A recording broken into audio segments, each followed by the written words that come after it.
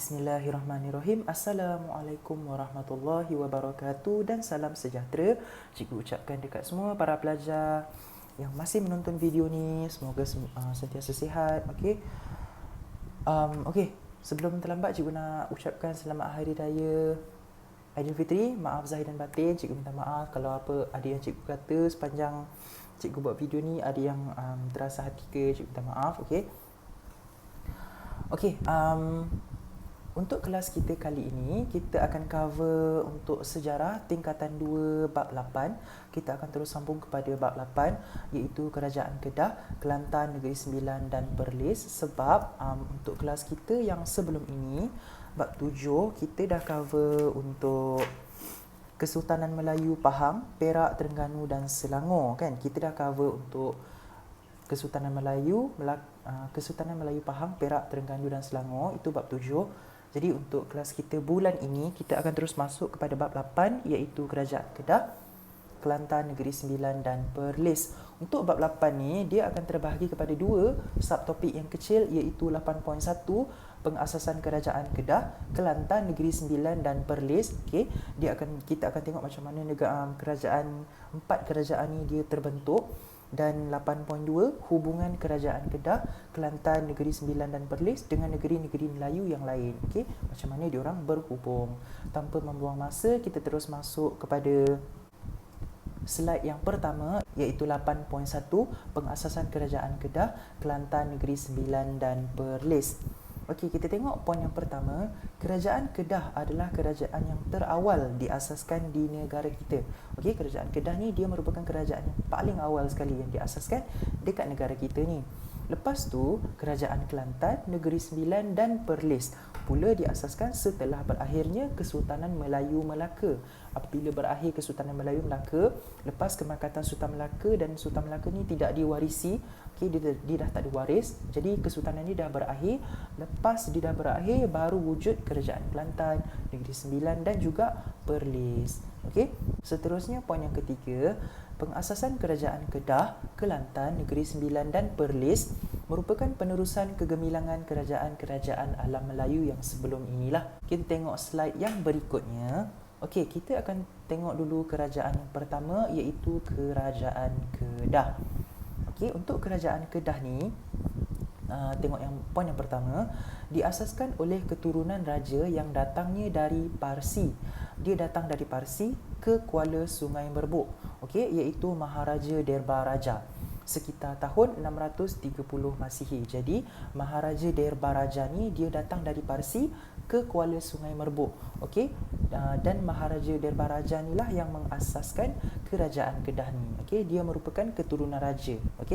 Maharaja Derbaraja ni merupakan keturunan raja dari Parsi. Poin yang kedua, ketua orang Melayu di Kedah iaitu Tan Dermadewa dan Tun Perkasa. Dua orang ni, Tan Dermadewa dengan Tun Perkasa ni, dia menghadap dan melantik Maharaja Derbaraja ni menjadi Raja Kedah. Seterusnya, pemasyhuran baginda sebagai Raja Kedah disusuli dengan pengiktirafan alat kebesaran yang dibawa dari Parsi.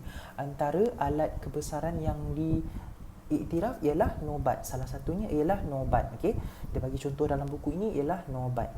Seterusnya, baginda mendirikan pusat kerajaannya di Sungai Mas. Dia mendirikan pusat pemerintahan dia, pusat kerajaan dia dekat Sungai Mas. Dan yang terakhir, kawasan pemerintahannya berkembang menerusi pembukaan kota atau pusat pentadbiran baru setelah pemerintah baru menaiki tahta. Maksudnya contoh macam Maharaja Derbaraja ni, dia dah menjadikan pusat kerajaan dia dekat Sungai Emas. Jadi apabila Maharaja Derbaraja ni dia turun tahta dan ada pemerintah yang baru ni dia akan membuka kota baru ataupun dia akan membuka pusat pentadbiran yang baru dekat tempat lain. Dan apabila dia buka pusat pentadbiran baru dekat tempat lain ni, kuasa Kerajaan Kedah ni dia bertambah luas lah. Sebab bukan dekat kawasan itu saja. Sebab kawasan dia dah bertambah ke kawasan-kawasan lain pula. Jadi Kerajaan Kedah ni dia makin meluas, dia makin berkembang. Slide yang berikutnya, Antara Sultan Kedah yang masyhur ialah Sultan Muhammad Jiwa Zainal Abidin Muazzam Shah II yang memerintah daripada 1710 hingga 1778. Okey, ini merupakan antara Sultan Kedah yang masyhur dan terkenal lah. Okey. Poin yang kedua, sumbangan Sultan Muhammad Jiwa Zainal Abidin Muazzam Shah II ni, okey, sumbangan dia ialah dia membina balai besar pada tahun 1735 sempena pengisytiharan Alustar sebagai ibu negeri Kedah. Okey. Dia membina balai besar, itu sumbangan dia. Okey, poin yang terakhir, poin yang ketiga, menjadi negeri yang makmur kerana menjadi tumpuan pedagang. Kerajaan Kedah ni, dia menjadi negeri yang makmur kerana negeri Kedah ini dia menjadi tumpuan pedagang. Okey. Lepas tu pelajar tengok yang dekat bawah tu, faktor-faktor utama kejayaan Kedah menarik kehadiran pedagang dari luar. Sebabnya macam kita tengok tadi dekat poin sebelum tu, dia berjaya menjadi negeri yang makmur sebab dia menjadi tumpuan pedagang. Okey. Jadi dekat sini dia akan bagi tahu faktor macam mana dia boleh menjadi tumpuan pedagang tu. Apa faktor yang menyebabkan dia menjadi tumpuan pedagang? Okey, kita tengok faktor yang pertama, kedudukan Sungai Merbuk menghala ke Sungai Melaka. Kedudukan Sungai Merbuk ni dia menghala ke Sungai Melaka. Jadi kedudukan dia strategik. Dia akan menjadi laluan pedagang. Okey, sebab itu dia menjadi tumpuan pedagang. Okey. Poin yang kedua, Gunung Jerai berperanan sebagai petunjuk kepada pedagang luar. Pedagang-pedagang yang berlayar dekat lautan, diorang akan menggunakan petunjuk. Diorang bukan berlayar ikut suka hati, okey. Diorang akan menggunakan gunung-gunung, okey, tanah-tanah yang besar untuk jadikan petunjuk ke mana diorang pergi.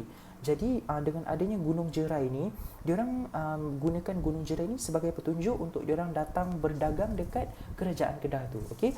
Jadi Gunung Jerai ini pun merupakan salah satu faktor kenapa kerajaan Kedah ni dia menjadi tumpuan pedagang juga.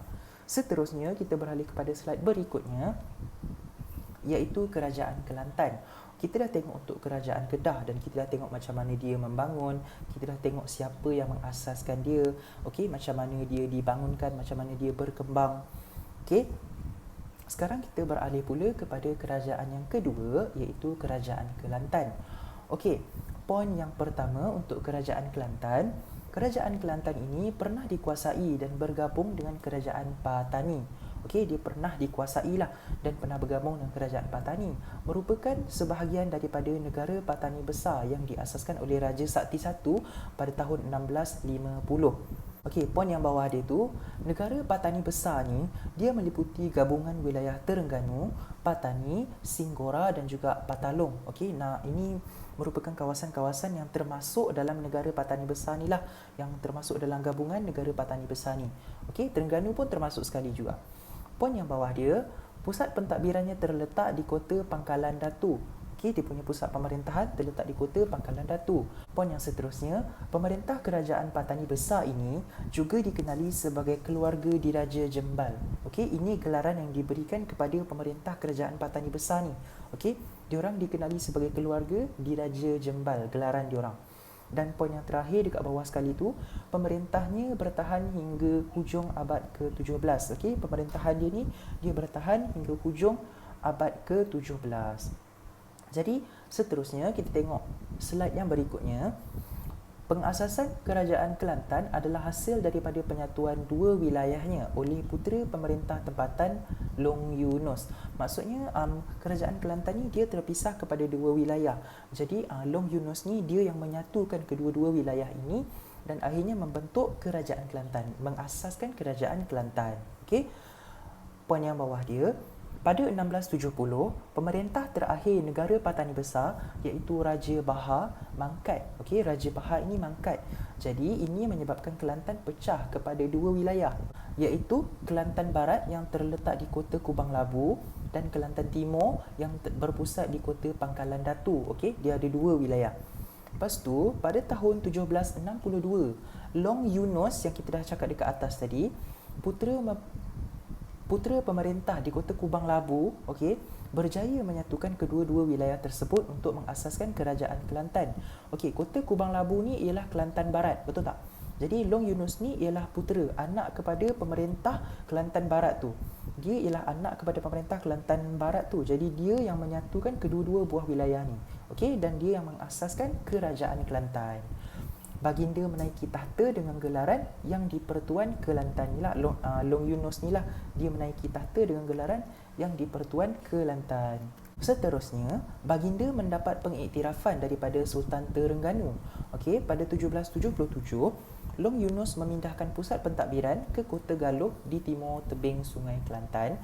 Okey, asalnya dia daripada kota Kubang Labu dan akhirnya pada 1777 Long Yunus ni dia memindahkan pusat pentadbiran dia ke Kota Galuh di timur tebing Sungai Kelantan. Poin yang seterusnya, baginda juga mengarahkan pembinaan Masjid Kampung Laut yang merupakan simbol pentadbiran Islam di Kelantan. Okey, dia yang mengarahkan pembinaan Masjid Kampung Laut ini sebab diorang nak menunjukkan yang pentadbiran dekat kerajaan Kelantan ni dia berasaskan Islamik punya pemerintahan. Okey, pemerintahan secara Islamik. Okey, seterusnya, antara pemerintah kerajaan Kelantan yang masyhur dan terkenal ialah Sultan Muhammad II. Okey, dia memerintah daripada 1837 hingga 1886. Okey, ini antara pemerintah kerajaan Kelantan yang terkenal lah. Seterusnya, pada 1844, baginda mengasaskan Kota Baru sebagai pusat pemerintahan kerajaan Kelantan. Kota Baru yang dekat Kelantan sekarang ni, okey, merupakan pusat pemerintahan kerajaan Kelantan. Okey, baginda membina Istana Balai Besar sebagai tempat pentadbiran kerajaan dan tempat baginda bersemayam. Baginda juga menguatkuasakan undang-undang syarak, iaitu undang-undang secara Islamik. Okey, semasa pemerintahan baginda, Kelantan menjadi negeri yang aman. Okey, semasa pemerintahan Sultan Muhammad II ni, Kelantan menjadi negeri yang aman. Kelantan juga makmur sebagai pusat perdagangan yang menjadi tumpuan pedagang dari negara jiran dan negeri Melayu yang lain. Okey, dekat kerajaan Kelantan ni, dia menjadi tumpuan pedagang dari negara-negara jiran dan juga negeri-negeri Melayu yang lain pun, pedagang-pedagang daripada negeri-negeri Melayu yang lain pun datang juga dekat kerajaan Kelantan ni untuk berdagang.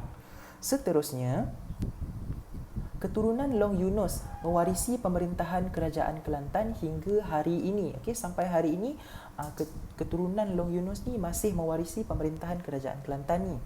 Seterusnya, Kelantan juga terkenal dengan legenda pemerintahan raja perempuan iaitu Cik Siti Wan Kembang dengan Puteri Saadong. Maksudnya Kelantan ini dia pernah diperintah oleh raja yang raja perempuan, okey, bukan lelaki, perempuan. Sebab kita biasanya sinonim dengan pemerintah. Bila kita fikir pemerintah mesti lelaki, betul tak? Tapi untuk kerajaan Kelantan ni diorang terkenal dengan legenda pemerintahan raja perempuan diorang. Okey, yang pertama ialah Cik Siti Wan Kembang dan yang kedua ialah Puteri Saadong. Untuk Cik Siti Wan Kembang ni, baginda memerintah wilayah tebing Sungai Lebih yang kini dikenali sebagai Kampung Cali. Okey, hari ini dia dikenali sebagai Kampung Cali. Okey, pada abad ke-17. Pada abad ke-17 lah Cik Siti Wan Kembang ni dia memerintah kawasan itu. Okey, kijang yang menjadi simbol pemerintahan kerajaan Kelantan pada hari ini merupakan haiwan kesayangan baginda. Okey, Cik Siti Wan Kembang ni dia sayang kepada kijang. Sebab itu kijang ni dia menjadi simbol pemerintahan kerajaan Kelantan hari ini sampai hari ini kekal. Okey, dan mata wang emas yang mengandungi gambar kijang telah digunakan di Kelantan pada zaman pemerintahan baginda. Ini menunjukkan yang Cik Siti Wan Kembang ni dia memang sangat sayang kepada haiwan kijang ni lah. Okey, itu yang pertama. Yang kedua ialah Puteri Saadong. Raja perempuan yang kedua ialah Puteri Saadong. Baginda memerintah wilayah di Kota Jelasin yang kini dikenali sebagai Kampung Kota pada tahun 1667. Okey, dan baginda pernah ditawan dan dibawa ke Siam. Ini merupakan kisah yang dialami oleh Puteri Saadong lah. Dia pernah ditawan dan pernah dibawa ke Siam. Okey, jadi itu sedikit sebanyak mengenai kerajaan Kelantan. Kita akan berhenti sampai sini sahaja dulu. Untuk latihan yang cikgu nak pelajar semua buat, cikgu nak pelajar semua buka kepada modul yang dah diberikan ini. Buka modul ini dan refer kepada muka surat 12 dan muka surat 13. Okey, cikgu nak pelajar semua buat latihan pada muka surat 12 ini. Okey, muka surat 12 ini dan juga muka surat 13 ini. Tapi pada muka surat 13 ni, cikgu nak belajar semua buat latihan soalan nombor 2 sahaja. Okey, buat soalan nombor 2 tu saja. Yang bahagian C soalan esei tu tak payah buat dulu. Sebab itu kita masih belum cover, negeri 9 tu kita tak cover lagi. Okey, jadi buat muka surat 12 dan 13 sampai nombor 2 tu sahaja. Okey, jadi kalau ada apa-apa soalan yang tak faham, ada kekeliruan, ada penerangan cikgu yang kurang jelas, boleh ajukan soalan kepada grup WhatsApp yang dah disediakan. InsyaAllah cikgu akan try jawab. Mana yang boleh, mana yang cikgu boleh tolong, cikgu akan tolong. Dan InsyaAllah kita akan jumpa lagi macam biasa untuk kelas akan datang. Assalamualaikum dan salam sejahtera.